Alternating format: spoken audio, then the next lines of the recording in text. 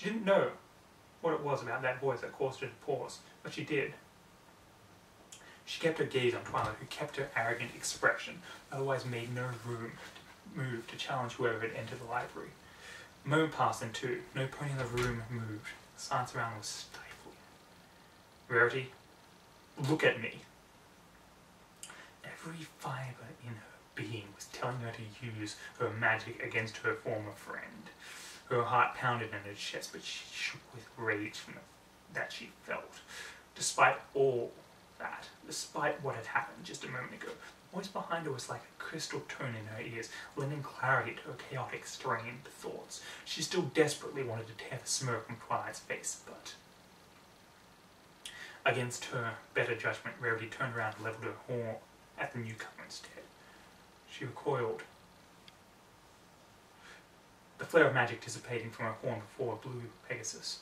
Standing before her, proudly displaying her feathers, was Rainbow Dash. Beyond the multicoloured pony, through the door, was only pitch blackness. Where Ponyville should have proudly stood was naught but a void. A rainbow-maned pony's expression shifted to one of determination as she levelled her gaze at Twilight. Rarity, you're going to do exactly what she wants you to do. Don't! Just trust me. She learned from last time. It's what she's counting on. Rarity wanted dreadfully to tell the mayor exactly what had happened, what Twilight had done. But as she was about to, she was cut off as if Dash had read her thoughts. Look, that's not Twilight. It never was. Twilight would never do these things to you. Think, I can't do this for you. Rarity furrowed her brow. She listened to the Pegasus. She was saying absolute nonsense. This was clearly Twilight in front of her now. And yet, now that Dash had said it, Rarity started to notice that the situation wasn't exactly normal. But not in so many words. It was strange in a way she couldn't put her hoof on. She was still angry, but a new emotion was settling over her, one she couldn't identify. She was torn. She didn't know what to think, and it frightened her. Clearly, you are confused, said Twilight from the opposite corner of the room. You shut your mouth! Rarity, listen to me. Why should you? Twilight yelled louder. You know what you want to do. It's what you wanted to do for a very long time. So seize your chance. Do it! Rarity, don't! If she had been torn before, Rarity now had no idea what to think. Would Twilight have done those things to her? Maybe she deserved it. Maybe she deserved to be ridiculed. But what had she done? Maybe she hadn't done anything. So why was Twilight so angry with her? All she wanted, all she ever wanted was to impress her. As the questions fought for supremacy in her mind, the thoughts became a morass of emotion and helplessness that she couldn't control, much less fight. She slowly sunk to her knees in defeat, and tears filled her eyes. Rarity choked back a sob. I give up. I can't do this. I'm useless. You are not useless, Rainbow Dash said. I can't name one other pony in Equestria who stood by her friends like you have. Stood by me! Stood by every pony, even when things were at their worst. The words resonated in Rarity's head the same way that Dash's early ones had. As suddenly as they had come, the tears in her eyes dried. She turned her head towards the sky-blue mare. On her face was nothing but admiration. She was telling the truth. Of course I'm telling the truth, Featherbrain. She's just telling you that to make you doubt yourself later. Twilight said from across the room. Rarity whipped her head around to look at her once again. The fire in her eyes had returned. Twilight redoubled her efforts. She's manipulating you! Another voice came from behind Rarity. You held your ground against the Diamond Dogs. I'm not sure I could have done that, said. Rarity turned back once again, standing behind Rainbow Dash with three other ponies, Fluttershy, Applejack, and Pinkie Pie. She recognized the voice as Applejack's, who gave her a gleaming smile. They're lying to you! Twilight's voice took on a grave quality, becoming louder. Her exclamation seemed to fill the room. Fluttershy spread her wings with pride. You helped us redeem Nightmare Moon. Pinkie Pie beamed her wildest smile. You helped me realize that I hadn't actually lost something I held dear to my heart. Twilight snarled behind her. You think that redeems you? You think any of those things matter? They matter to me, came a soft voice from behind her. When Rarity turned around to face this new voice, she saw a second Twilight standing in the centre of the group. Not an angry, vengeful Twilight, but one with the most tender of expressions and the most sincere of smiles. They matter to me because you helped me realize that you're the best friend a pony could ever ask for. Friend. The word rang like a bell through Rarity's muddled thoughts. She gazed upon this new Twilight's face, searching for any hint of deceit. She found none.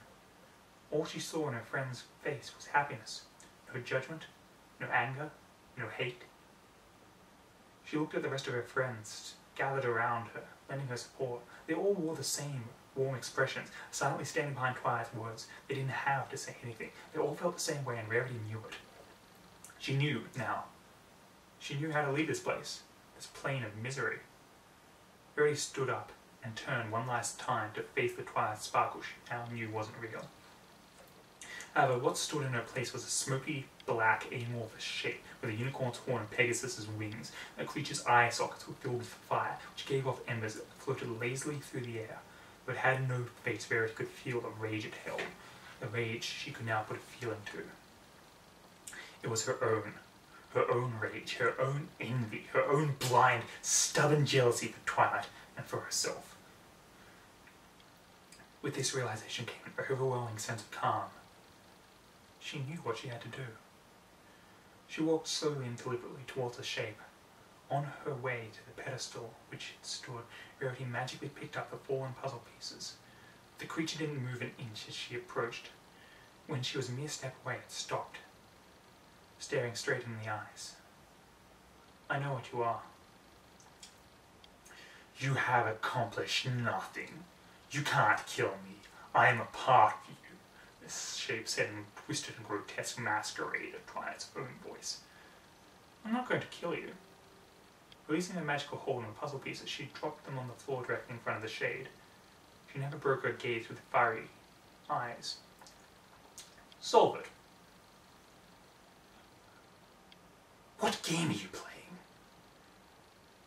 Recognizing the shape's refusal, Rarity again picked up the puzzle pieces with her magic. Holding it directly between her and the abomination, she began to rotate the pieces, looking for their overall pattern. She fitted piece to piece, section to section, slot to slot in an attempt to solve it, as she had done in the real world, not hours ago. The minutes seemed to drag on forever, but she refused to look anywhere else but at the face of the Olicorn in front of her.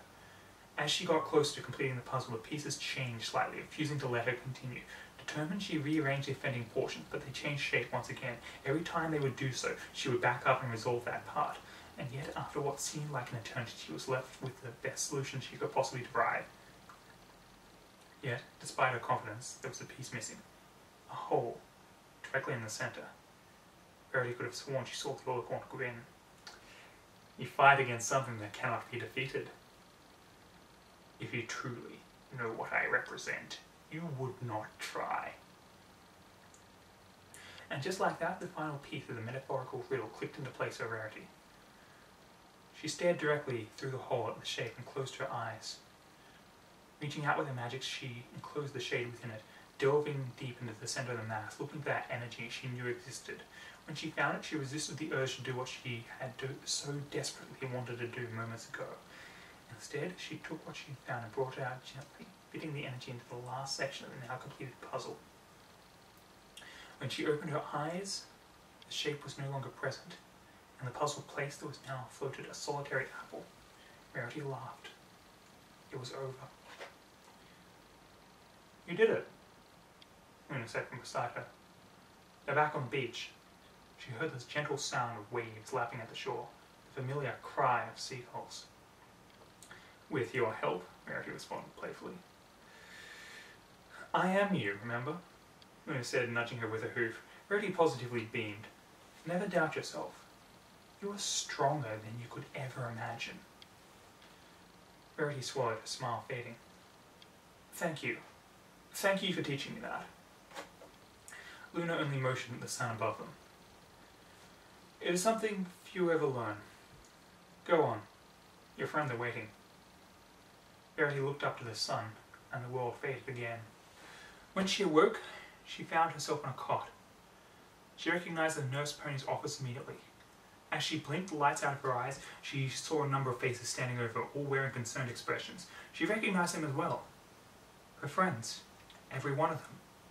She heard one of them ask if she was okay, though it came somewhat muffled. She turned her head slowly to locate the source of the question. Her eyes drifted towards a purple mare, Twilight. Her eyes looked red as if she had been crying. Verity could only smile. Am I home? Violet's eyes were flooded with tears as she returned her smile. You're home.